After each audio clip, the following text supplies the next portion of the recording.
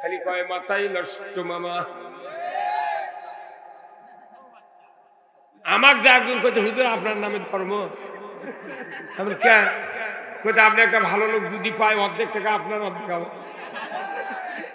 একজন আবার 10,000 টাকা বেড়াকর থেকে লোন নিয়ে ওই ধরিছে, মোট টাকার টিকিট কিনেছে, পায়খানা করার বদনাও পায়। আমার ওটি একজন পাচ্ছে R15 গাড়ি, আর ওই গাড়ি নিয়ে যাওয়ার জন্য ট্রাক ভাড়া করে আমাকে কইতে হুজুর দোয়া করবেন, আমরা আল্লাহ তাআলা তোর মৃত্যু দেন।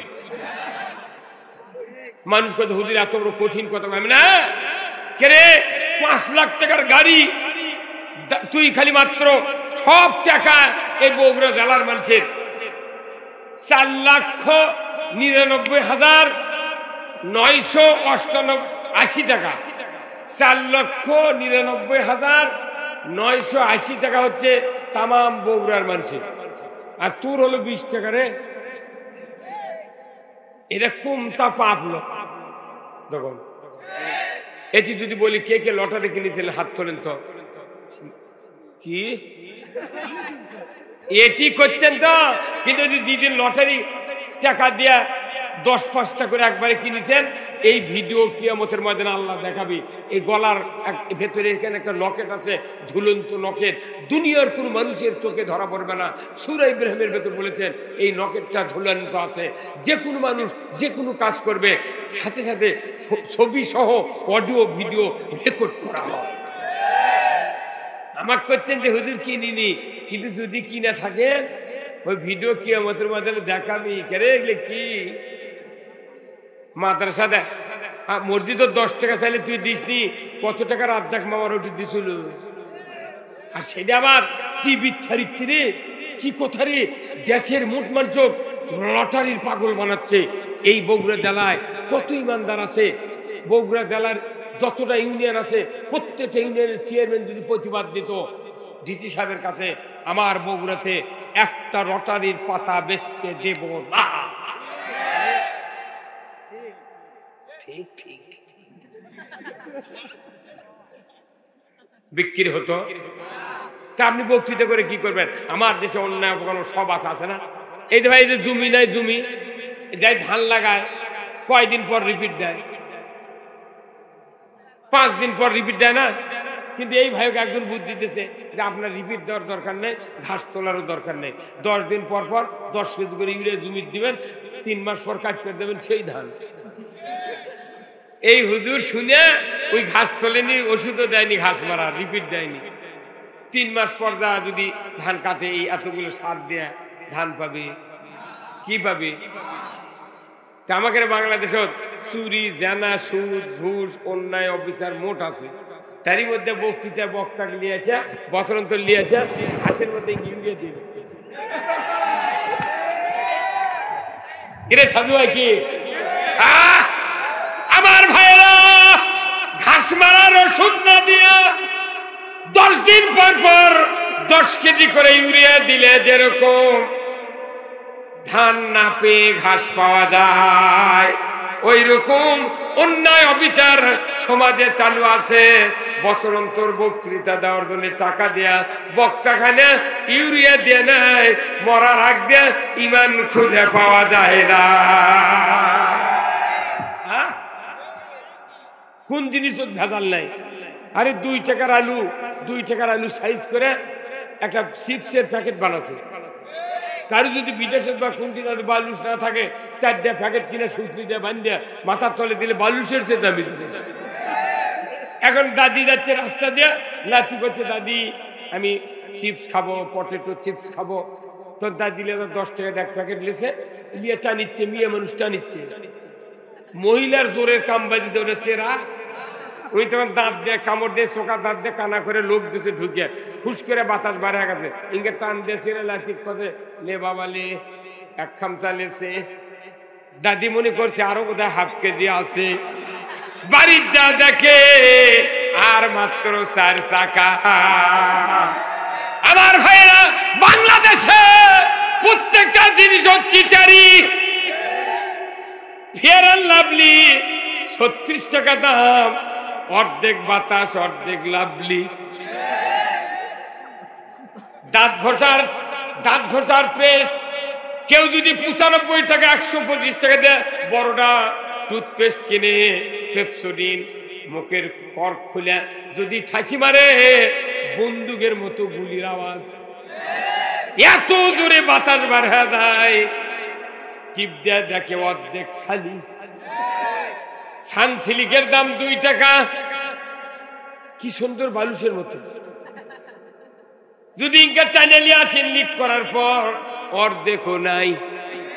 এই কত মনে গায় ওই জিনিসগুলো এত চুরি শাচুরি করতেছে, কেউ ধরে না, খালি কয় হুজুর তুই কি করবি।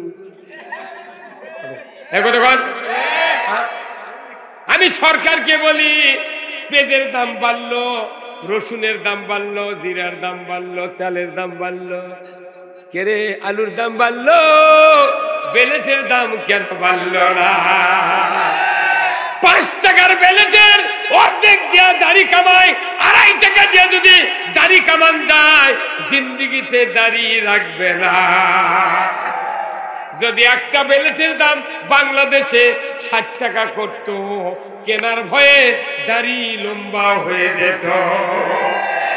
আমার ভাইয়েরা, দাড়ি ছাড়া রাসূলের উম্মত হওয়া যায় না, কারণ নবী বলেছেন দুনিয়ার থেকে সুন্নত নিয়ে বিদায় হবে, এমন একটা সুন্নত, সেই সুন্নতটা হলো দাড়ি। আমার রাসূল বলেছেন কেউ যদি দাড়ির চুল ইবাদত করে করে যদি সাদা করে মারা যায়, আমার রাসূল বলেছেন ওই ব্যক্তিকে আল্লাহ আযাব দিতে লজ্জা পায়। ও আমার ভাইয়েরা, যুবক ভাইয়েরা, দাড়ি কামাবেন না। দাড়ির ভিতর এমন একটা শক্তি আছে, মেডিসিন আছে। দাড়ি যতদিন যৌবন ততদিন। আর দাড়ি তামান দিনই কাটে কাটে হারবাল খালে আর উষ্ঠ লেগে পড়া লাগবে। এক মসজিদের মোতাল্লির বেটা বিসিএস পরীক্ষা দিয়েছে, রিটেনে চান্স পাচ্ছে। ও ভাইবা দেবের কাছে ঢাকা, শুক্রবারের দিন ঢাকার ভাইবা হয়, যে শুক্রবারে 10 কেজি লাড্ডু লিয়া দেয়।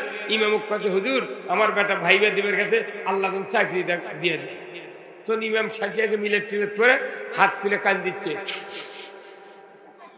কি বুদ্ধি! ধনী মানুষের কান্দন এগুলো, ধনী মানুষের মোনাজাত।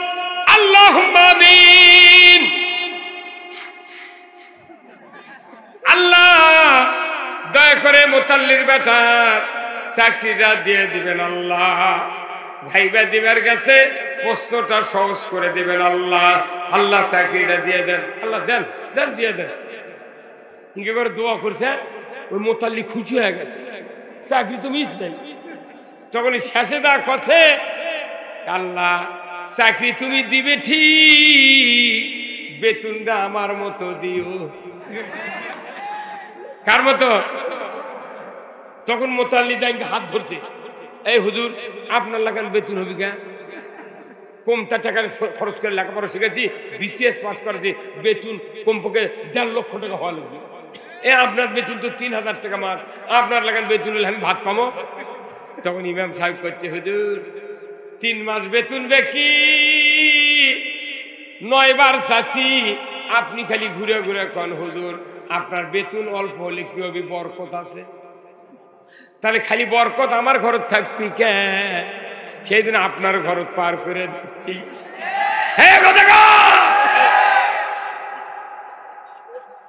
বাংলাদেশে ইমামরা কমতা মরদ লাগে, আমাকে গালে আয়। যে গ্রামত আলিম আছে, ওলামা আছে, ভালো লোক আছে, গায়ের মানুষ 12 আনা লোক গালে, কিন্তু জানাজা করার সময় আবার ডাক দেয়, হুজুর চলেন হুজুর, আব্বা মরছে, হুজুর একটা জানাজা করেন। তাই এই গাইলানের পর তুই যদি জানাজা করে নিস, খালি খারা হবো আল্লাহ আকবার কয়, জীবনে দোয়া কমো না, খালি মুখ লড়ামো। ফাটা বাটা কথা ফাটা।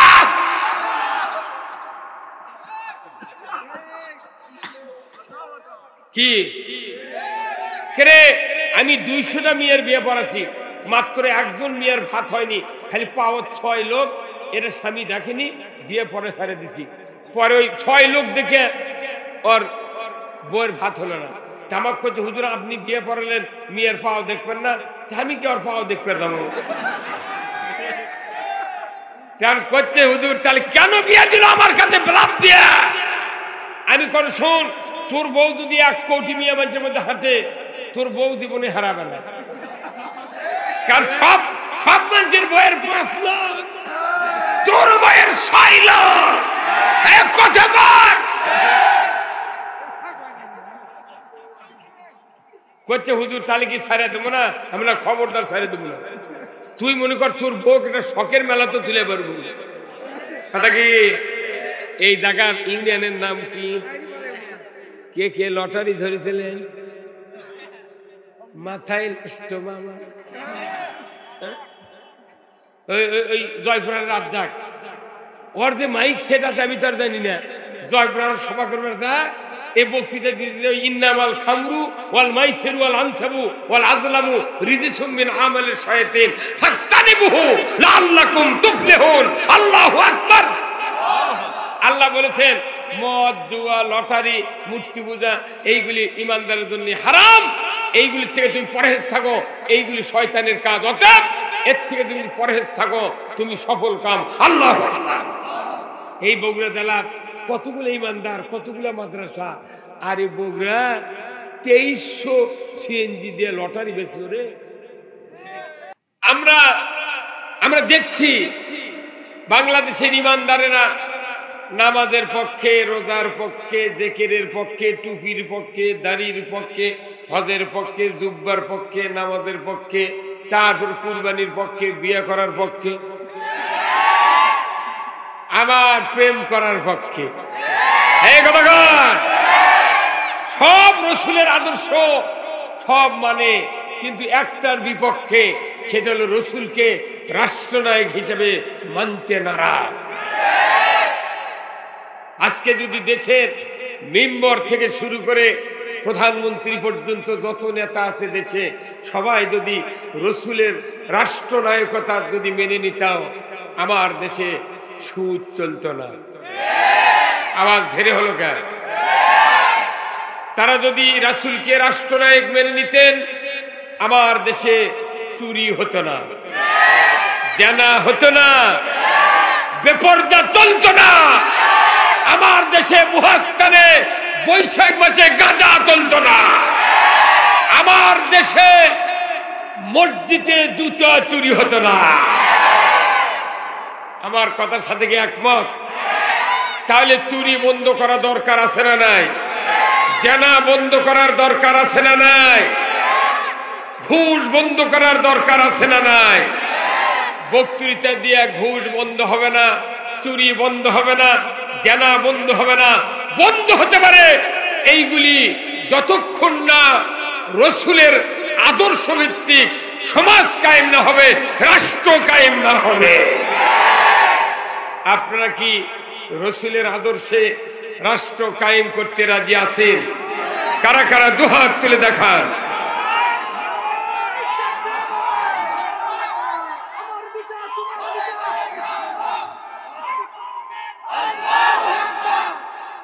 মারহাবা, আল্লাহ কবুল। আমরা পৃথিবীতে এসেছি শুধু আল্লাহর পক্ষে চলার জন্য। আমরা পৃথিবীতে এসেছি শুধু জান্নাত পাওয়ার জন্য। আমরা পৃথিবীতে এসেছি শান্তিপূর্ণ একটা সমাজ ব্যবস্থা কায়েমের জন্য। কিন্তু আমরা তো সব বুঝি কিন্তু মানি না। এই যে টুপিওয়ালা যে হুজুরটা সাদা কথা কয় না।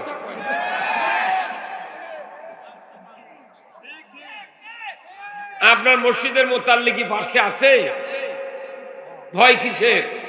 কাউকে পরোয়া করি না। আমার দেশ ইমানদারের দেশ। এদেশে ইসলাম বিজয় করতে হবে।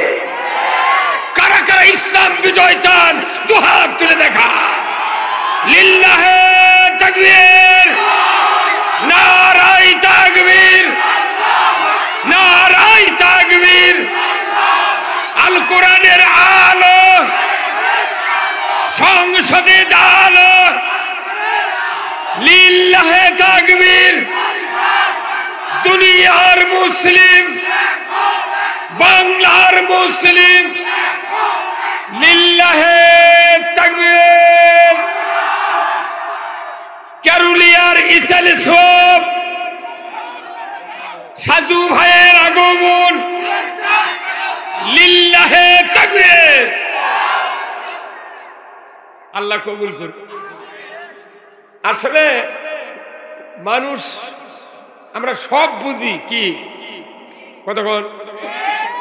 আপনার স্ত্রীর সাথে যদি কেউ রাত 12টার পর মোবাইলে কথা কয়, আপনার কি হবে? হ্যাঁ,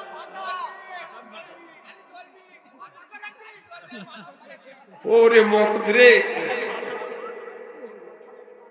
তলে তলে জলে কি কথা কর দেখে।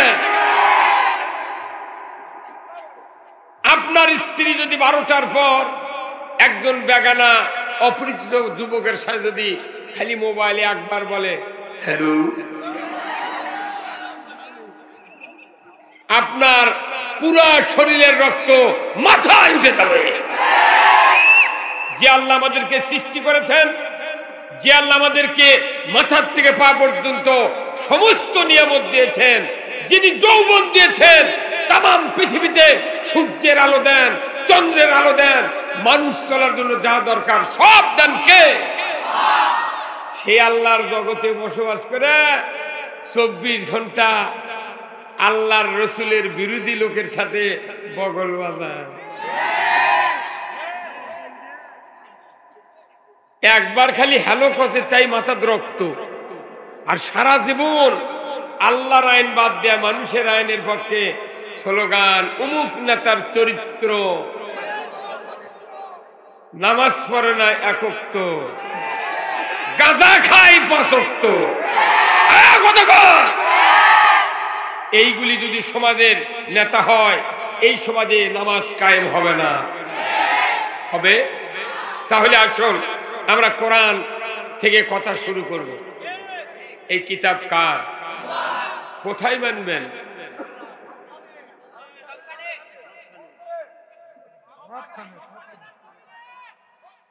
কোরআন মানতে হবে দুনিয়ায়, দুনিয়ায় কোরআন মানতে হবে।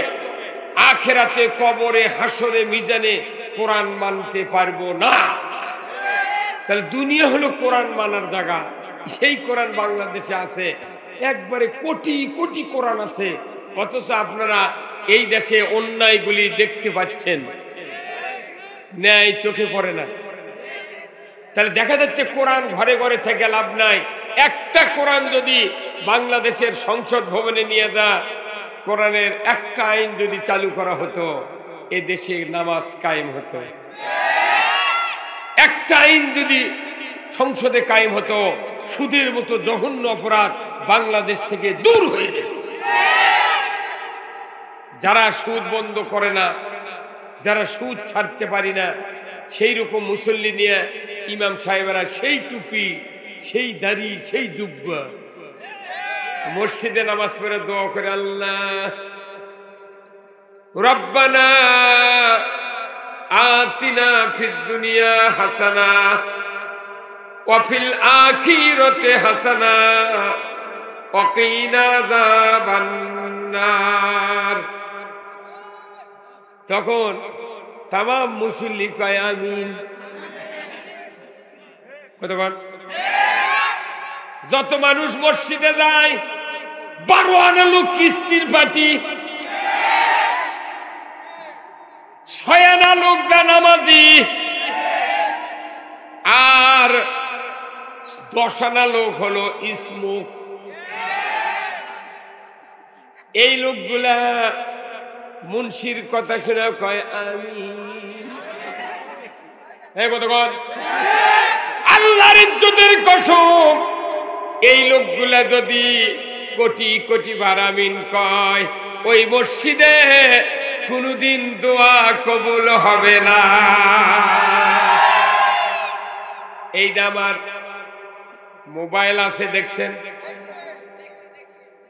এই মোবাইল দিয়ে আমি যদি কল করি, আমার মোবাইলে যদি ব্যালেন্স না থাকে, মোবাইল কম্পিউটার থেকে বলবে আপনার যথেষ্ট পরিমাণ ব্যালেন্স নাই, দয়া করে রিচার্জ করুন। এই কথা যদি কোনো জ্ঞানী লোক শুনতে পায়, আর কি দ্বিতীয়বার কল দিবি? তখন সে চিন্তা করবে রিকোয়েস্ট কল দেওয়া হোক। রিকোয়েস্ট কল দেওয়ার পর যার কাছে কল দিবে সে যদি নাম্বার পরিচিত ভাবে তাহলে রিসিভ করবে, আর যদি পরিচিত না ভাবে রিসিভ করার পর মোবাইল যখন বলবে রাজি থাকলে 1 চাপুন, না থাকলে 2 চাপুন। যদি নাম্বার পরিচিত না হয় ওই লোকটি মোবাইল টেবিলে জোরে রাখবে, তারা বলবে মুখ দিয়া একবারে ফকির হয়ে গেছে। আমার ভাইরা, মোবাইল কম্পিউটার বলল যথেষ্ট পরিমাণ ব্যালেন্স নাই, দয়া করে রিসার্চ করুন। এটা বলে যেরকম মোবাইল আমরা প্রতিদিন 5 ওয়াক্ত নামাজে মোনাজাত করি কি করি না? মসজিদে নামাজ পড়ি, খানকায় জিকির করি, কত মসজিদ মাদ্রাসায় কান্নাকাটি করি। মসজিদের ইমাম আলেম ওলামারা চোখের পানি নাকের সিকেন দিয়ে মুখ মাকে ফেলে দেয়, কিন্তু ইসলাম বিজয় চায় না। এই সাইদের লোক যারা আমরা মোনাজাতে শরীক হই, সবাই তো দোয়া করে আল্লাহ তুমি দুনিয়ার ভালাই দাও, আখিরাতের ভালাই দাও, গুনাহ মাফ করো, বাপ মা মরে গেছে কবরটা জান্নাত করে দাও। এমন সময় যদি আল্লাহর একজন করে ফেরেশতা দোয়াকারীর কানের কাছে যদি বলতেন, আল্লাহর বান্দা আপনি যে ঈমান নিয়ে আল্লাহর কাছে দোয়া করছেন আপনার ঈমানের যথেষ্ট পরিমাণ শক্তি নাই, দয়া করে ঈমান রিসার্চ করুন। হ্যাঁ, বাংলাদেশে তো দোয়া বহু হচ্ছে, কিন্তু কোন শান্তি আছে? তার কারণ কি? ঈমান নেই। ঈমান নেই, ঈমানের শক্তি নেই। ঈমান আছে ঠিক, কিন্তু ওর শক্তি নেই। ব্যালেন্স না থাকলে যেরকম মোবাইল কল পৌঁছায় না, ঈমান যদি না থাকে আল্লাহ দোয়া কবুল করেন না। আজকে যদি এই কথাটা যদি ফেরেশতা আমাদের কানে কানে বলতেন, ফজরের নামাজ পড়ে বাপের কবরের কাছে দোয়া করছি, ফেরেশতা যে কথা তোমার যে ঈমান এর কাম হবে, তুমি ঈমান রিসার্চ করো, তাহলে প্রত্যেকটা মসজিদের ইমাম, মাদ্রাসার হুজুর, ভালো ভালো বক্তার কাছে সকালবেলা যায় 300-400 করে লোক লাইন ধরতে। হুজুরা বলতে ভাই কি কর, খবর কি এত লোককে? হুজুর এক্ষুনি কবরস্থানে গেছিলাম, মোনাজাত করবেন লাগেছি, ফেরেশতা এসে বলছে আমার নাকি ইমানের বলে শক্তি নেই, তাহলে আমাকে ইমান রিসার্চ করে দেয়।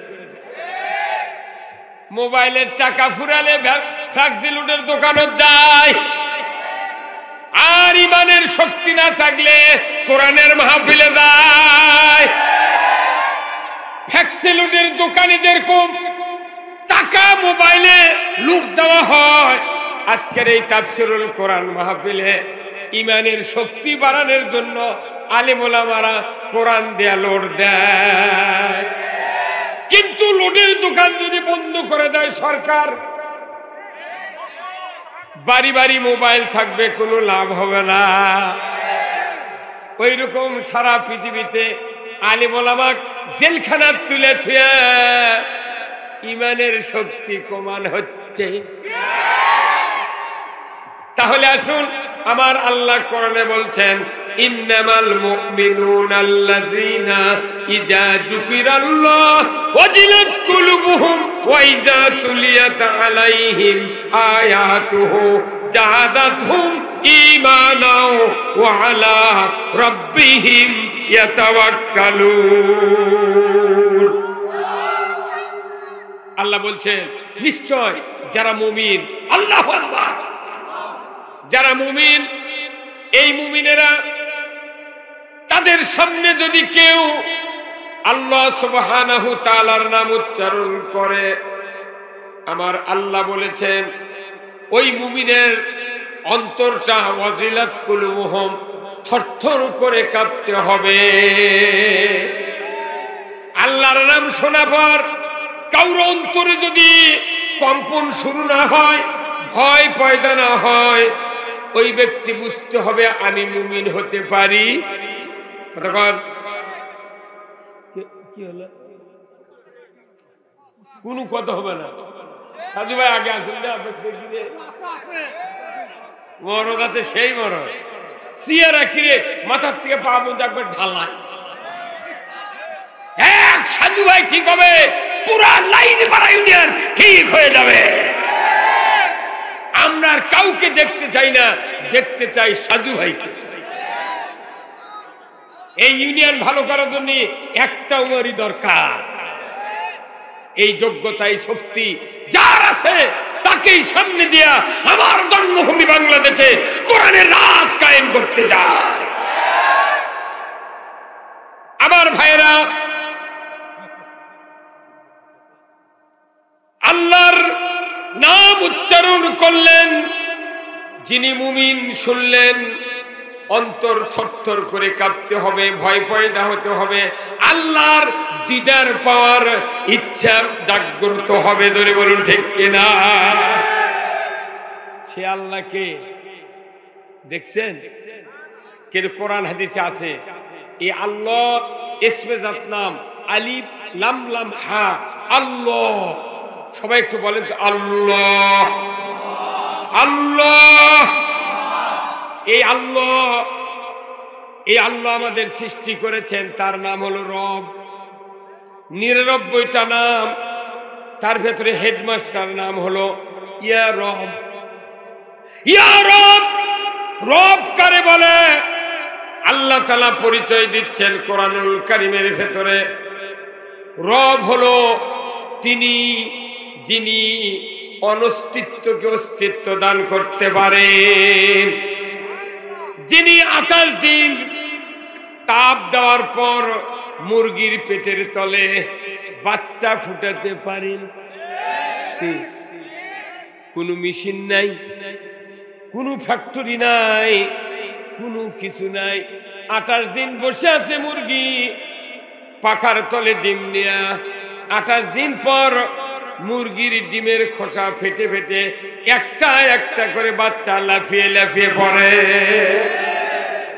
আছে কি কোন শক্তি? আমার ভাইরা, তিনি তো সেই রব যিনি অনস্তিত্বকে অস্তিত্ব দান করতে পারেন। তিনি তো রব যিনি মখলুকাতের চাহিদার আগে প্রয়োজন মিটানোর ব্যবস্থা করতে পারেন। ২৭০ কোটি টাকার মাল সব মানুষের বডিতে আছে। ২৭০ কোটি টাকার মাল। ২টা চোখ ১০০ গ্রাম ওজন, দাম হলো ৩ লাখ। 2টা চোখের ওজন হলো ১০০ গ্রাম, দাম হলো ৩ লাখ। 2টা কিডনি হাফ কেজি, দাম হলো ৬ লাখ।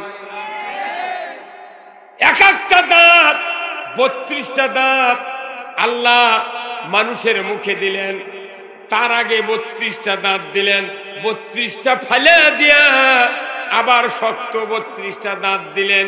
এই ক্ষমতা কার? দাঁত যদি পড়ে যায়, ডাক্তারের কাছে দাঁত বাঁধতে গিয়া গুনা দিয়া প্যাঁচ দিয়া দেয়, যখন কথা বলে হুল হুল করে লড়ে।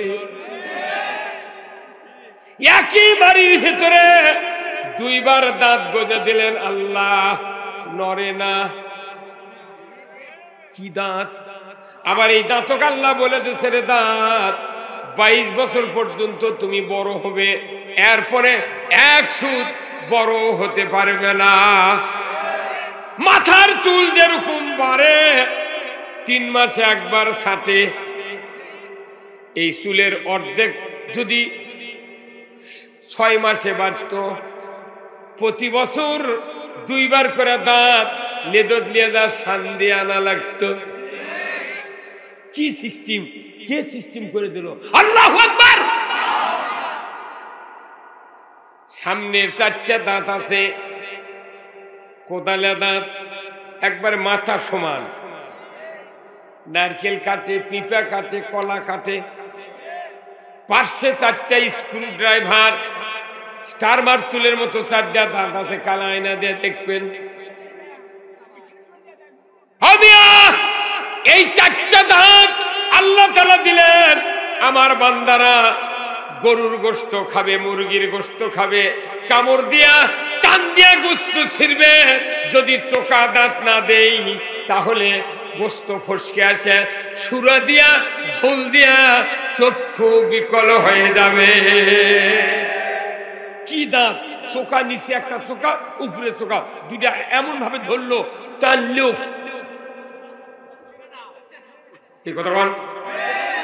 এরপরে 4টা পাটি মারির দাঁত, দাঁতগুলি জোড়া জোড়া, সাইডে উঁচু, মাঝখানে ডিপ। মুরগির রান ঢুকে দিয়া লেদের মেশিনের মতো খালি চাপ দেয়, ওটি মেসাকা। হাসির খোরাক নয়। যে দাঁতগুলো আল্লাহ দিয়েছেন, এই দাঁত আমরা কি কোনদিন অনলাইনে দরখাস্ত করছিলাম? চাইছিলাম? কে দিয়েছে? না চাইতেই দাঁত দিলেন। চাহিবার আগে তিনি মখলুকাতের প্রয়োজন মিটানের ব্যবস্থা করতে পারেন। তার নাম হলো সব দিল, টাকা পয়সা দিল, বডি দিল, সবকিছু ধন সম্পদ দিল, কিন্তু যদি যৌবন না দিত, বকত গামছা দিয়া আকবরিয়া হোটেলে বিরিয়ানি পাক করা লাগত। কি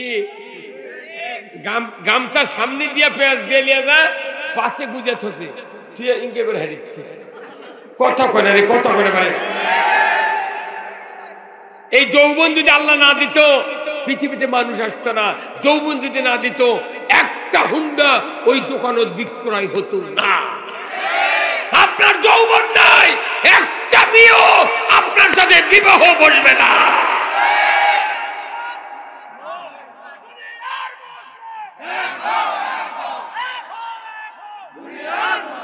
এই যৌবন পায়া খালি মিস কল মারি। হ্যাঁ, কি মিস করলি? নিজের স্ত্রী বাঁচে আছে, কি সুন্দর লাবণ্য চেহারা, দেহ সুন্দর, কি লাদুস নুদুস, সেই বইয়ের সাথে কথা কয় রাগ করে। স্ত্রী দেখলি এতই সাজা থাকে, এতই আপনি আপনি কয় কেমন আছেন কয়, তারপর বইয়ের দিন খেপে তাকায়, এনাও মুচকি হাসি দেন। ওই স্বামী আবার মানুষের বইয়ের কাছে কইছে, সালাম আলাইকুম ভাই, ভালো আছে?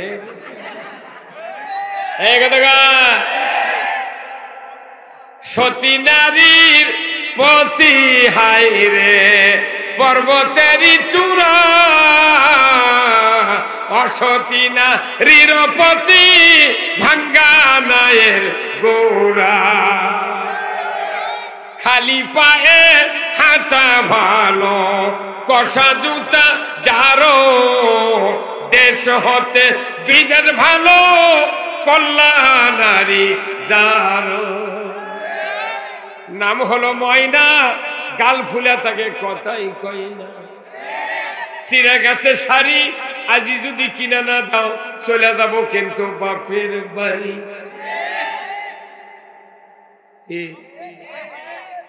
4 দিন যদি স্ত্রী আপনার বাড়ির থেকে সরে থাকে, আপনার এত দুঃখ পৃথিবীতে ভোগ করবে নাকি? এমনি বউ যখন বাড়িতে আসে, এরা তরকারি লবণ কম, ঝাল বেশি হচ্ছে 2 থাপ, খেপে বউ চলে গেছে। সবা খাবার আসে করছে, কেড়ে আসবে না, করছে না তুমি যে মারা মারছো আমি বুঝি, দেখি তুমি যদি ভালো হও তাহলে যাবো। 4 দিন থাকতে আর মাথা শেষ, পাক করে খা। কয়দিন থাল মাছবো, তরকারি করবো, দেখি তো হাসিনের ছাই চললে না। পরার বিটি সিস্টেম আল্লাহ করেছেন যে তুমি বিবাহ হবে, তুমি স্বামীর ঘর করবে। যদি এই বিধান আল্লাহ না দিতেন, আমার বাংলাদেশের স্বামীকে যে আচরণ, কারু বউ বাড়ির থাকবে, যেগুলা স্বামী বউ পেটে মারে, রাগ করে কথা ভাই, সেগুলো প্যান্ডেল তো মহিলা থাকে থাকে করছে, হুজুর আনা না কন হুজুর, কি আমার নবী বলেছেন, ও দুনিয়ার স্বামীরা, ঘরে টাকা নাই, ধন সম্পদ নাই, কিচ্ছু নাই, যদি কোনো স্বামী স্ত্রীর ভেতরে রহিমা আইবের মতো যদি ভালোবাসা জন্মে, হযরত আলীর সাথে ফাতেমার যে ভালোবাসা প্রেম প্রীতি তৈরি হয়েছিল, ওই রকম ভালোবাসা কায়েম হয়ে যায়।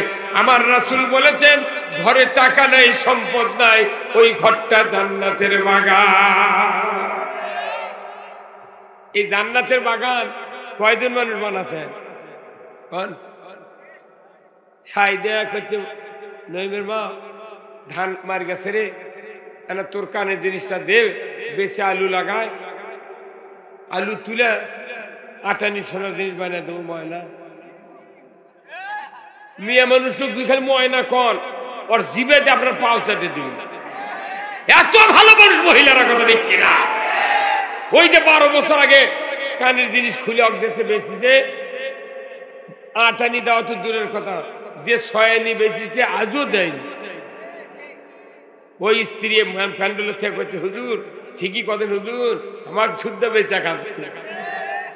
মানে মহিলাদের সোনা পরা ফরজ, সেই জন্য বিবাহের প্রথম ফর্দির 1 নম্বর তালিকা থাকে নাকফুল। আর পুরুষের জন্য সোনা পরা, স্ত্রীর গলার মালা বেচা খায়, তুই সেন গলার দিয়ে বোতাম খুলে দিয়ে ঘুরিচ্ছি, তুই মরছুরে। কেউ যদি সোনার সেন গলার দেয়, ওর হারবালেও চিকিৎসা করলে ওর ভালো হবে না। সোনা পুরুষের জন্য হারাম। সেই পুরুষ আংটি দেয় হাতে, গলার চেন দিয়ে ঘরে, লজ্জার বিষয়, হারাম। যারা দেখে শুনে মানবে, এদের দুনিয়াতে শান্তি হবে না। আমার দেশের বহু যুবকেরা বিয়ে করে, যে বাসায় বিয়ের জন্য যায়, দেখা যায় ওই বাসার ওই মেয়ের বাবা তার শ্বশুরকে বলে, না আব্বা, আপনার নাতি জামাই মাই করে নিয়ে আসতেছে, এই 4 আনি সোনার চেন দিয়ে আপনার নাতি জামাই মাই করে থেকে নেমে নেন। এই বলে কি বলে না? ভিআইপি পরিবেশ কি রে, নানা শ্বশুর চেন দিয়ে নেমে নেছে। এই চেন নামে, এই চেন দেওয়া মানে কি? তোমার কন্যার কপালে আগুন তুলে দিল। ওই চেন না দিলে একটা লোহার লাঠি দিলেনি, ওই কুত্তে খাদালে নিতে হবে। কেন সাধু ভাই কোনটি রে? না কে বুদ্ধি দিল? চেন দেওয়া মানে তোমার কন্যার কপালে আগুন দিয়ে দিলে। আমার রাসূল বলছেন, আল্লাহর হুকুম, সোনা পুরুষের জন্য হারাম, মহিলার জন্য ফরজ। যে স্বামী স্ত্রীকে প্রতি বছর 1 আনা 2 আনা করে নাকের ফুল, একটা আংটি, ছোট্ট একটা মানে গলার একটু লকেট বানিয়ে দিবে, প্রতি বছর 2 আনি করে ওই স্ত্রী স্বামীর পাও চেটে দিবে। আর আপনি বেঁচে খাচ্ছেন, আমি বেঁচে খায় আয়না দিয়ে যখন স্ত্রীর মুখ দেখে, কানোর জিনিস নাই, গলার জিনিস নাই, মুখ বেঁচে খাচ্ছে, তখন কয়, আল্লাহ, এমন বাটপারের সাথে বিয়ে হলো আমার, বাচ্চা থাকতেই বিধবে। মুসলিম আমি, সৈনিক আমি, আমি চির রণবীর, আল্লাহকে ছাড়া কাউকে মানি না, নারাই তাকবীর। মুসলিম আমি, সৈনিক আমি, আমি চির রণবীর, আল্লাহকে ছাড়া কাউকে মানি না, নারাই তাকবীর। বীর মুসলমান ধরো আল কুরআন, ফিরায়া আনো সেই হারানো সম্মান। বীর মুসলমান নারাই তাকবীর, আল্লাহু আকবার, তুলো ধুনি ধরায়া রাখবার। বীর মুসলমান ধরো আল কুরআন, ফিরায়া আনো সেই হারানো সম্মান। বীর মুসলমান। আমরা বীরের জাত, কোরআন বিজয় না থাকার জন্য শিখে ইন্দুর বীরান আমাকে লাগতে, কথা ঠিক কিনা? আমার ভাইয়েরা, এই কোরআনুল কারীমের নামাজ, রোজা, হজ, যাকাত, জিকির, আজকার, এইগুলি বক্তৃতা কিয়ামত পর্যন্ত যদি দেওয়া যায়, সমাজের কোন অন্যায় বন্ধ হবে না। নামাজ রোজার বক্তৃতা অনেক শুনেছেন, পর্দার বক্তৃতা অনেক শুনেছেন, কিন্তু আমি আপনাদেরকে বলতে চাই, ও আমার দরদি ভাইরা, এদেশে যদি কোরআনের আইন চলতো চুরি হতো না। একটা মসজিদ আল্লাহর ঘর, সেটি নামাজ পড়ে গেছি পারে জুতো এলিয়ে ঢোকালে গেছে, জুতো আবার এইভাবে ধরে, এই জুতার তলা মনে হয় সাদা, দুটার তলা ইঙ্গা করে ধরছে, ধরে হাত ইঙ্গা করে না, ইঙ্গা করে ধরে থাকে। গাও মেখে দিবি মরো দিদি, এই জুতো এইভাবে ধরে ঢুকিছে রে সাধু ভাই, এইভাবে ধরছে। জুম্মাত নামাজি ঢোকার আগে ওর জুতো ঢুকে, আবার জুতো লেদা বাক্সের মধ্যে থয়, ওই নামাজের আগে সেজদা দিচ্ছে, কেউ দাঁড়িয়ে থেকে চোখ বুঝে নামাজ পড়ে না ভাই, সেজদার থেকে উঠে চোখ মেলে দেখিচ্ছে জুতো আছে নাকি। হাইরে দুঃখ রে, যে দেশে lakh lakh police, army, BDR, answer, VDB, চৌকিদার, এত মসজিদের ইমাম, এত মৌলবি, এত মাদ্রাসার ছাত্র, এত হাজি, এত তবলিগ, এত চরমনায়, আশরশি, রসুলপুরি, হুখাজা, লালন শাহ, 3 কোটি জাকের, সেই দেশে মসজিদে জুতা চুরি বন্ধ হয়নি। 5 মিনিট লাগবে আল্লাহর এই দেশ থেকে, বাংলাদেশ থেকে চুরি বন্ধ হতে। কয় মিনিট? আমার আল্লাহ বলেছেন ওয়াসারিকু ওয়াসারিকাতু ফাকতাউ আইদিয়াহুমা। চোর আর চন্ডী যদি ধরা পড়ে 5টা গ্যারান্টির পর, খাদ্য, বস্ত্র, চিকিৎসা, শিক্ষা, বাসস্থান, এই 5টা গ্যারান্টির পর দুনিয়ার কোন নারী আর পুরুষ যদি চুরি করে, যদি ধরতে পারে চোরকে, আমার আল্লাহ বলেছেন হাতটা কেটে দাও।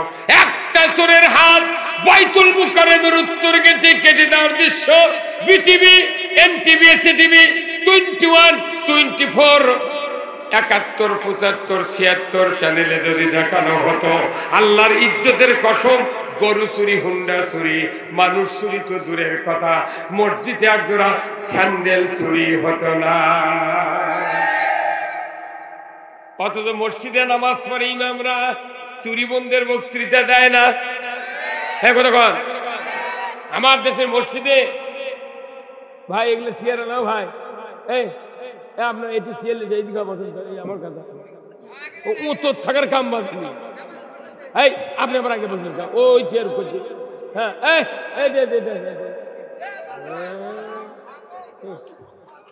হ্যাঁ ওটি বসে, এই দিকে বসে, আমার দিকে বসে। হ্যাঁ আরো এক জায়গায় বোঝেন মানুষ, বোঝে না। হ্যাঁ দেখি না, দেখি কি রুগী না দেখলে ওষুধ দেওয়া যায় না।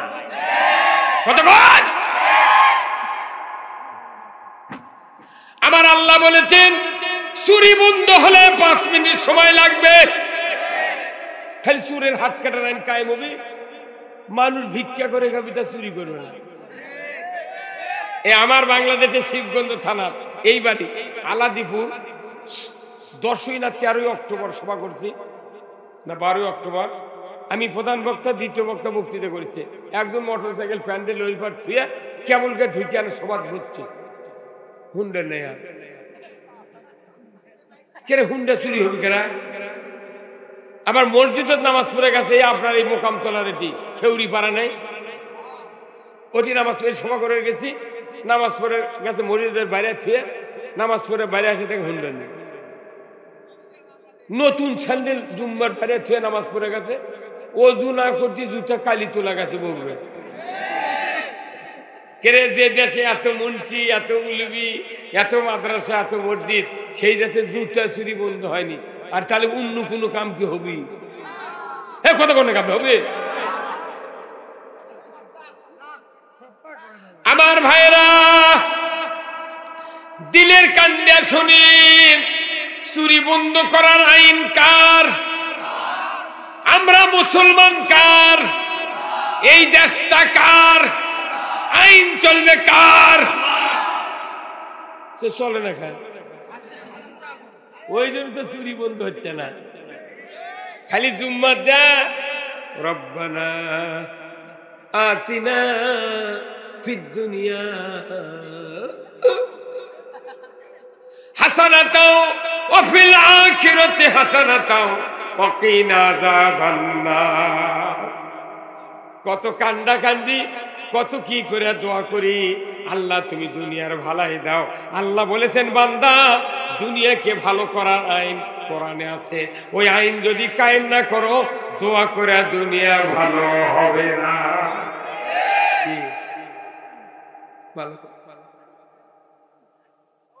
আচ্ছা ভাই কোন তো আপনাকে দিয়ে আলু লাগায়, আচ্ছা 5 কাঠা জমির আলু লাগাবেন, আমি যদি আপনাকে বলি ভাই এই 5 কাঠা জমির কান্দা কাটা বোঝেন, কান্দা ওই যে জমির আইল আইল, এই কান্দা কাটা আমি আপনাকে 5 কাঠার জন্য 200 টাকা দেব আর একটা কোদাল দেব, কিন্তু আপনার এই কান্দা কোনো দাঁত লাগাতে দেবো না কোদালে, হাত দিয়ে খারাপ খুব, হাত দিয়ে পাতালে খুব যাবি। আরে 5 কাঠা 200 তাহলে 800 টাকা বিঘে পারবেন হাত দিয়ে? আমার ভাইরা কোদাল হলো আমাকে বক্তৃতা, আর দাঁত হলো রাষ্ট্র শক্তি। এখন বাংলাদেশে দাঁত একজনের, কোদাল আর একজনের। কোদালালা করছে গোল বাড়াবো, আর দাঁতালা বলতেছে আমি আল কাটবো। দুইজন মারামারি লেগেছে, কোদাল নিয়ে ভাগে কিনেছে। কোদালালা কোদাল ধরছে, তা নিচ্ছে, দাঁতালা দাঁত ধরেছে। আপনাদেরকে বিচার দিলাম, কোদালালা পারবি না দাঁতালা পারবি? হ্যাঁ, এক একসাথে খারে লিয়া ওর মাথাতি মাথাতি সাধু ভাই। আমাকে বাংলাদেশে ইমামরা, মুন্সিরা, মুলিরা, পীরেরা, তবলিগেরা, বক্তারা আমরা দিলে বক্তৃতা দিয়ে এগুলো কোদাল, কিন্তু দাঁত নাই। কি নাই? দাঁত ছাড়া কোদাল দিয়ে যেরকম জমির কান্দা কাটা যায় না, কোরআনের বক্তৃতা দিয়া রাষ্ট্র শক্তি সহায়তা না করলে চুরি বন্ধ করা যায় না। তাহলে সবচেয়ে জরুরি আল্লাহর আইন দিয়া চুরি বন্ধ করা, সুদ বন্ধ করা, জানা বন্ধ করা, নামাজ কায়েম করা, ঘুষ বন্ধ করা, এ দেশ থেকে অন্যায় বন্ধ করা সবচেয়ে জরুরি। আমার ভাইয়েরা, আল্লাহ রাব্বুল আলামিন কোরআনে বলছেন জানা করা হারাম, কথা ঠিক কিনা? জানা করা হারাম কে করেছেন? আমার বাংলাদেশে জানা হয় কি হয় না? কিরকম? এই 40 বছর আগে জানা করলে ধরা পড়ছিল, প্রেগনেন্ট হচ্ছিল। তখন এই যে কন্ডম, ফেমিকন, সুখী, ওভারস্টেট এগুলো কিচ্ছু আছিল। তখন যাই দিটি অকাম করতে দো পাওয়া গেছে। এই হাসিন গায়ে কতক্ষণ না গা, এই যাই উত্তর দেবে না তারই ভেতরে এই কাম আছে।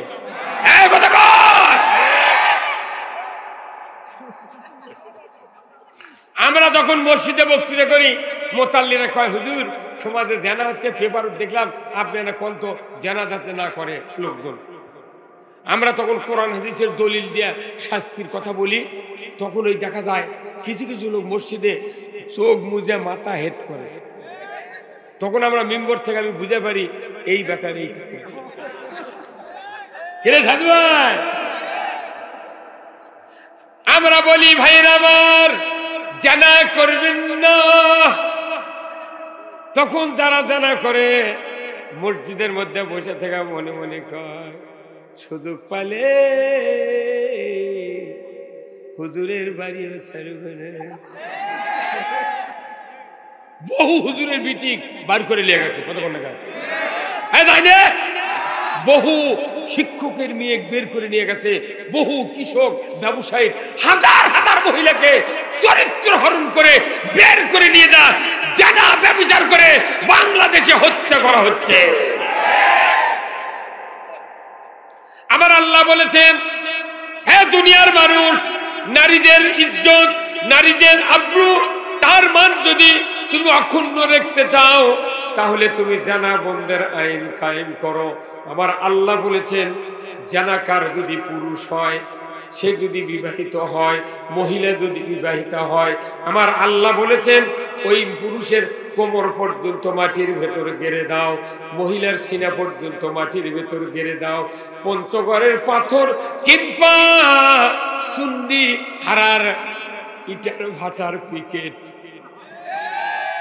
কিংবা চুন্নি হারার ইটের ভাটার ক্রিকেট আদলা করে ভেঙ্গে ভেঙ্গে একজন জানাকারী নির্বিচার যদি বয়তুল মোকাররমের উত্তর গেটে আল্লাহর আইন করে ডিসেল লাইনে দেখানো হতো, বুড়া বুড়ি, যুবক যুবতী, ছড়াছড়ি, চ্যাংরা চেংড়ি, শিক্ষক ম্যাডাম, চেয়ারম্যান ভাই চেয়ারম্যান, জানা করো তো দূরের কথা, আমার দেশে জিন্দিগিতে কেউ মিস কল দিতাম না। 5 মিনিট আজকে যুবকদের মোবাইল খুললে কলর থেকে মিস কলই বেশি, মেলা মিস কল দিছে। আপনি দেখবেন একটা লোক 16 বার কল দিছে, আপনি ধরেননি, 17 বারের বার ধরেছেন, 17 বার ধরার পর দেখছেন ইনি আমার খুব প্রাণের প্রিয় লোক, তখন তার নাম্বারটা সেভ করতেছেন ওই নাম দিয়ে, তারপর নাম্বার রিসিভ করে সেভ করেছেন। পরে যখন আপনি মিস কল সব বার করবেন দেখবেন রিসিভ কলে নাম লেখা সেভ করার কারণে প্রত্যেকটা মিস কল ওই লেখা উঠে গেছে। তা আপনি সারা জীবন আপনার চরিত্রের কতখানি ভালো কাজ করলেন, কিয়ামতের দিন আল্লাহ কল মিস কল সব টালি করবি। আল্লাহ কবি দেখি তো তুই কতজন রাত 12টার পর 1টার পর মিস কল দিছিস দেখি। এই কথা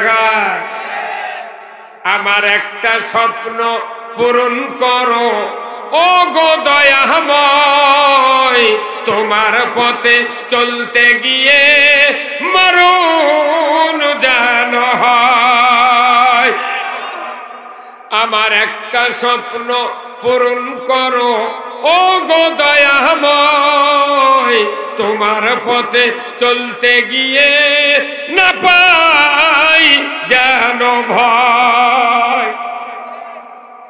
আমি অটল যেন থাকতে পারি আল কোরআনের পথে, ধৈর্য নিয়ে চলতে পারি দিন কায়েমের পথে। আমায় ধৈর্য দিও, সাহস দিও ও গো দয়াময়, তোমার পথে চলতে গিয়ে মরণ যেন হয়। প্রত্যেক নবী রাসূলের সাহাবাদের এই প্রতিজ্ঞা ছিল। আজকে আমাদের কি হলো? আল্লাহর দ্বীনের জন্য কোনো তামান্না নেই, কোনো তামান্না। আমার ভাইয়েরা, আমি আপনাদেরকে বলতে চাই মানুষের চরিত্রের পরিবর্তন একমাত্র কোরআন ছাড়া সম্ভব নয়। আজকে বলুন তো, যারা আমরা এখানে বসে আছি এই মানুষগুলির ভেতরে নামাজি বেশি না বেনামাজি বেশি? বাংলাদেশে নামাজি বেশি না বেনামাজি বেশি? আজকে বাংলাদেশে প্রায় প্রতি বছর 5 কোটি মাহফিল হয়। কয় কোটি? গতবারে 5 কোটি মাহফিল হয়েছে। গতবারে যদি একজন করে লোক মাহফিলে ভালো হতো তাহলে গতবারে 5 কোটি ভালো হচ্ছে, এইবার আবার 5 কোটি, আগামী বছর 5, তারপরে 5, কয় বছর হলো? 4 বছরে 20 কোটি লোক ভালো হওয়ার কথা ছিল, কিন্তু 52 বছর স্বাধীন হলো, প্রতি বছর মাহফিল হলো, দেখা যায় বক্তার বেটা বেনামাজি, ইমামের বেটা ডবল বেনামাজি, মুয়াজ্জিনের বেটা রিডবল বেনামাজি, মসজিদের মুতাল্লি যায় তার বেটা ট্রিপল বেনামাজি। আর হজ করেছে যে হাজি, শতকরা 3 জন হাজি ছাড়া সব হাতির বেটা ওযু জানে না। লাভ কি? এই নামাজ বক্তৃতা দিয়ে কায়েম হবে না, নামাজ দাওয়াত দিয়ে কায়েম হবে না। আমার আল্লাহ কোরআনে বলছেন নামাজ কায়েম হবে সরকারের আইন দিয়ে। আমার আল্লাহ বলেছেন আল্লাযীনা ইম্মাক্কান্নাহুম ফিল আরদ আকামুস সালাতা ওয়া আতাউয যাকাতা ওয়া আমারু বিল মারুফ ওয়া নাহাউ আনিল মুনকার ওয়া লিল্লাহি আকিবাতুল উমুর। জোরে কন্না মারহাবা। আমার আল্লাহ বলেছেন যদি মুসলমান তোমরা হও, কোন দেশের রাষ্ট্র ক্ষমতায় যাও, প্রধানমন্ত্রী হও, সরকার হও, প্রেসিডেন্ট হও, ক্ষমতায় যাও, তুমি 4টি দফা চালু করবা। 1 নম্বর নামাজের আইন, 2 নম্বর যাকাতের আইন, 3 নম্বর ন্যায়ের আদেশ, 4th নম্বর অন্যায়ের নিষেধ। এই 4টি দফা দুনিয়ার কোন সরকার যদি জমিনে কায়েম করে, জমিনটা হবে জান্নাতের জমিন। কিন্তু আজকে বক্তৃতা হচ্ছে নামাজি নাই, নামাজি নাই। আজকের এই দেশ বর্তমান প্রধানমন্ত্রী জননেত্রী শেখ হাসিনা 4বারের বারে ক্ষমতা গেছে। এই কতক্ষণ কয়বার? আগামীকাল সকাল 7টায় যদি বলে বাংলাদেশের ইমানদার যারা আছো, যদি 5 ওয়াক্ত নামাজ আদায় না করো, তোমাদেরকে প্রতিদিন 420 টাকা জরিমানা দেওয়া লাগবে। খাতরা পরিমাণ 70 টাকা 1 ওয়াক্তের জন্য, আর 2.5 ঘন্টা করে হাজত খাটা লাগবে। যারা নামাজ পড়ে না, ইমাম সাহেব আর মুয়াজ্জিন সাহেবকে দায়িত্ব দিলাম, যারা নামাজ পড়ে না আগামীকাল সকাল 8টার মধ্যে গাবতলী থানার ওসির কাছে আজানি দেওয়া লাগবে।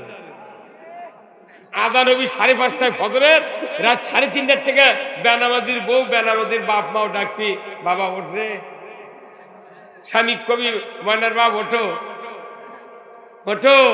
তুমি কি ডেলি 420 টাকা জরিমানা দিতে পারবে? 15 ঘন্টা কি হাজত খেতে পারবে? যদি পারো শুয়ে থাকো, আর যদি না পারো ওযু করে মুয়াজ্জিনকে ডাকিলে তুমি যাও। এই বাংলাদেশে এমনও মেম্বার আছে 6 মাসে ওযু করেনি।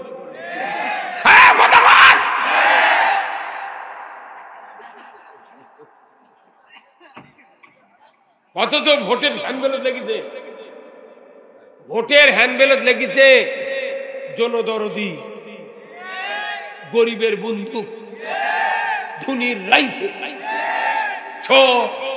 যোগ্য অন্যায়ের প্রতিবাদী। কি ফলকালে কিচ্ছু যা দেখেন ওই নামাজের ওযুই করে। আচ্ছা তাই নামাজ পড়ে না তাই সৎ কথা কয় না রে। সেদিনকে আপনাকে, এটা কি থানা? এটা সদর থানা।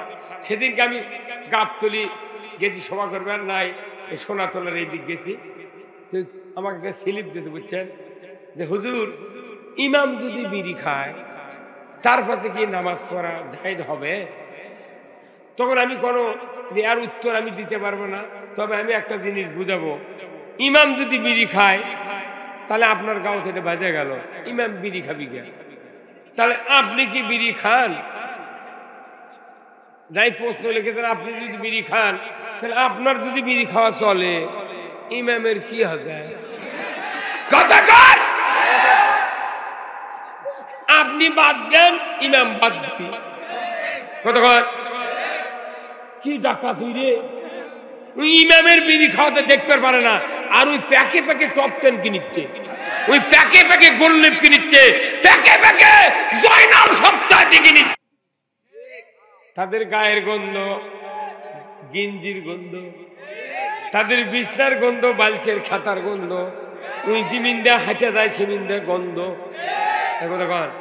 আবার ওর গাও যদি পাঞ্জাবি থাকে, সালনের চাদর থেকে ওর স্বাদ বেশি। অনুরোধ করতেছি ভাইরা, ও যুবক ভাইরা, এখনো যাদের অভ্যাস আছে এই বদ অভ্যাস, বিড়িটা ছেড়ে দেন, জীবনটা পরিপূর্ণ করলেন, আপনি জান্নাতে যাবেন। আপনার এই মুখটা পবিত্র রাখার জন্য আল্লাহ মায়ের পেটের ভেতরে মায়ের নারীর সাথে আপনার নারী জোড়া দিয়ে দিল, নাপাক রক্ত আপনার পেটের ভিতরে নারী দিয়ে ঢুকায় দিল। বান্দা আমার শুকরিয়া আদায় করবে, নামাজ পড়বে, কোরআন পড়বে, রাসূলের প্রতি দরুদ পড়বে, আল্লাহু আকবার সুবহানাল্লাহ তেলাওয়াত করবে। বান্দার মুখ আমি অপবিত্র করব না।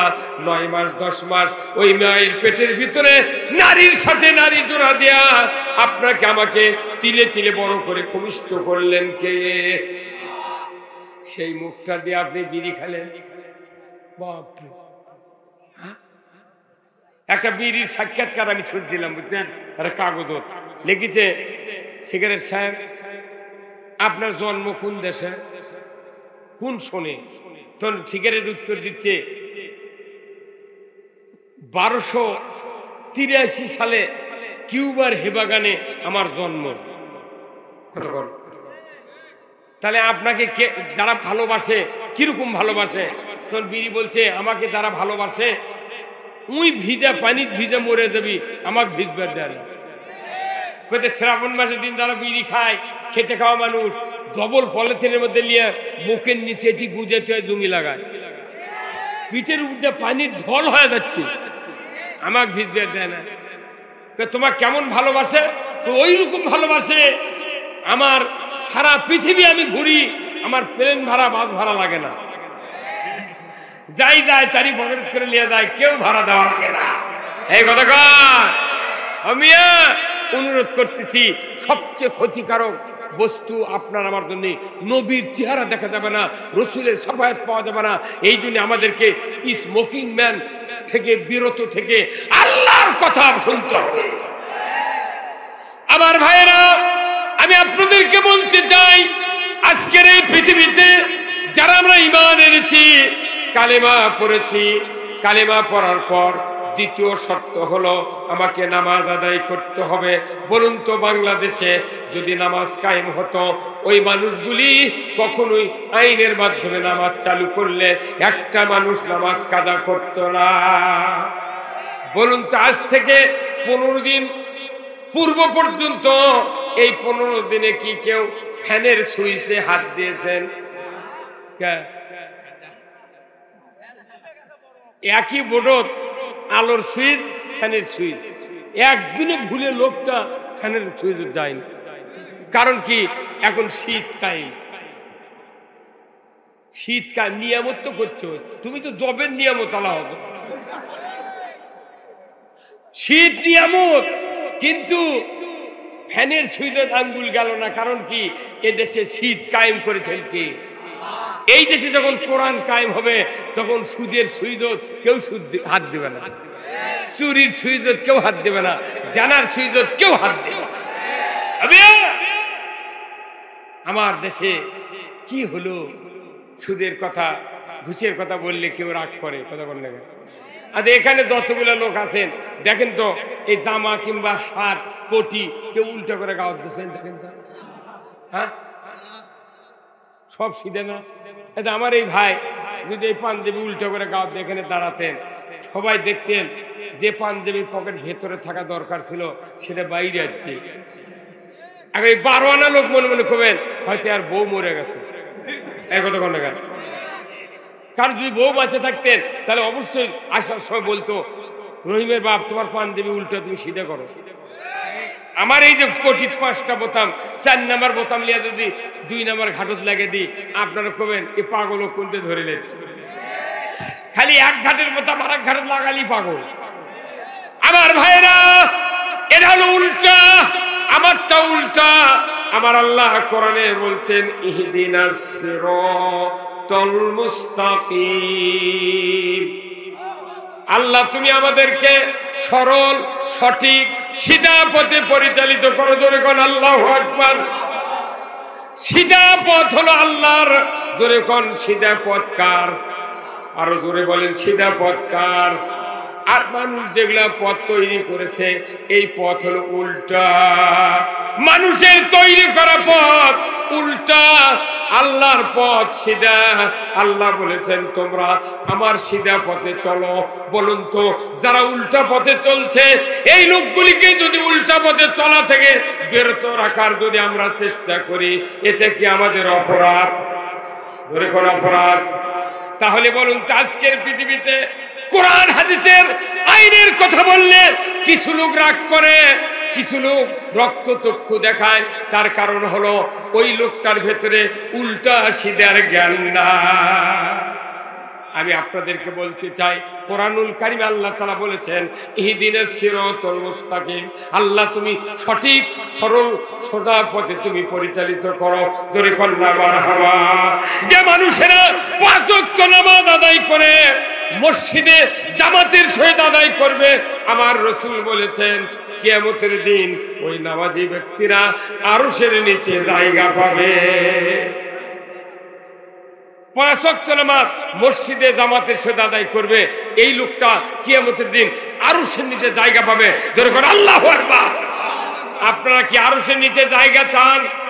কারা কারা চান দুই হাত তুলে দেখান।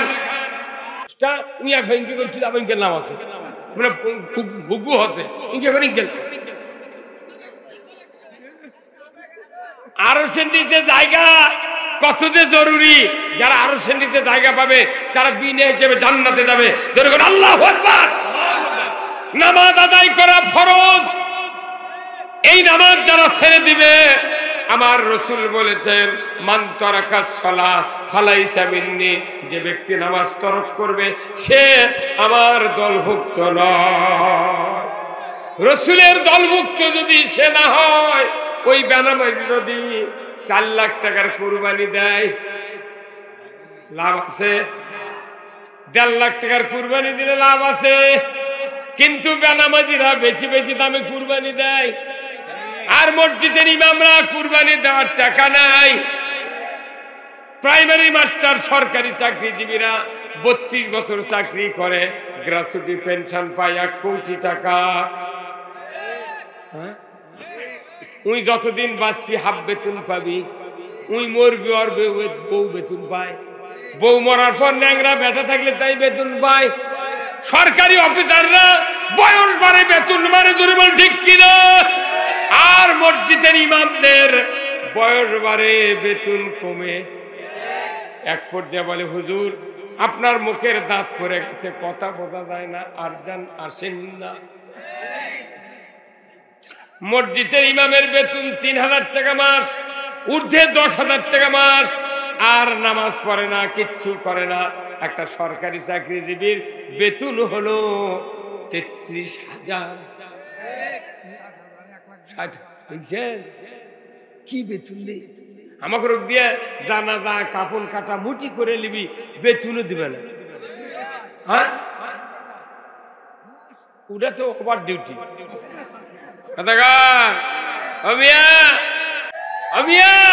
দাড়ি কার সুন্নাত? রাসূলের সুন্নাত। এই সুন্নতে মসজিদে ঢুকবেন, মসজিদে ঢোকার সাথে আপনি দোয়া পড়েন আল্লাহুম্মা ফতাহলি ওয়া বাবু রাহমাতিক, হে আল্লাহ তোমার ঘরে আমি ইবাদতের জন্য ঢুকতেছি, আমার জন্য রহমতের দরজা খুলে দাও। আল্লাহু আকবার। যারা মসজিদে নামাজ পড়বে রহমতের দরজা তাদের জন্য খুলে দিবেন কে? আমার রাসূল বলেছেন এই মসজিদের কথা। আমার রাসূল বলেছেন মান বানা মসজিদান বানাল্লাহু লাহু বাইতান ফিল জান্নাহ। রাসূল বলেছেন যারা মসজিদ তৈরি করার জন্য অর্থ দিবেন, টাকা দিবেন, পয়সা দিবেন, আল্লাহ তাআলা তাদেরকে জান্নাতের ভেতর বালাখানা দিয়ে দিবে। আমার ভাইরা, রাসূল মক্কা থেকে মদিনায় হিজরত করলেন। সর্বপ্রথম সুন্নাত হলো রাসূলের মসজিদ তৈরি করা। ধরে বলুন ঠিক কিনা? উনি মসজিদে কুবা তৈরি করলেন, মসজিদে নববী তৈরি করলেন। উনি নিজে মসজিদে নববীর পাশে শুয়ে আছেন। সারা পৃথিবীর থেকে কোটি কোটি লোক রাসূলকে সালাম দেয়। আমার রাসূল বলেছেন মান জারা কবরি ওয়াজাবাত লাহু শাফাআতি, যে ব্যক্তি না আমার কবর জিয়ারত করলো, আমি রাসূল বলে দিলাম ওই ব্যক্তিকে সুপারিশ করা আমি রাসূল আমার ওয়াজিব হয়ে গেল। রাসূলের এই সুন্নাত কায়েমের জন্য আজকে আমাদেরকে তৎপর হতে হবে। আজকের সেই মসজিদ, আজকে মসজিদের উদ্যোগে আল্লাহর কোরআনের মাহফিলের আয়োজন যে ভাইরা করেছেন, আমার রাসূল বলেছেন ইজা মাতাল ইনসানু ইনকাতানহু আমালু ইল্লা মিন সালাসাতিন ইল্লা মিন সাদাকাতিন জারিয়াতিন আও ইলমুহু ইয়ানতু বিহিন নাস আও ওয়ালাদুন সালিহ ইয়াদুলাহু আমার রসুল বলেছেন যারা মসজিদের জন্য অর্থ দিবে, জায়গা দেবে, টাকা দেবে, পয়সা দেবে, পরামর্শ দেবে, রড সিমেন্ট দিবে, আমার আল্লাহর নবী বলেছেন কিয়ামতের দিন জান্নাতের ভেতর তাক বালাখানা দেওয়া হবে। জোরে কল্লা আমিন। আমার ভাইয়েরা, আমি আপনাদেরকে বলতে চাই যারা মসজিদে নামাজ 5 ওয়াক্ত আদায় করবেন আল্লাহর আরশে নিজের জায়গা পাবেন, টাকা দিবেন, আপনি অবশ্যই জান্নাতের ভেতর বালাখানা পাবেন রসুলের অঙ্গীকার হিসাবে।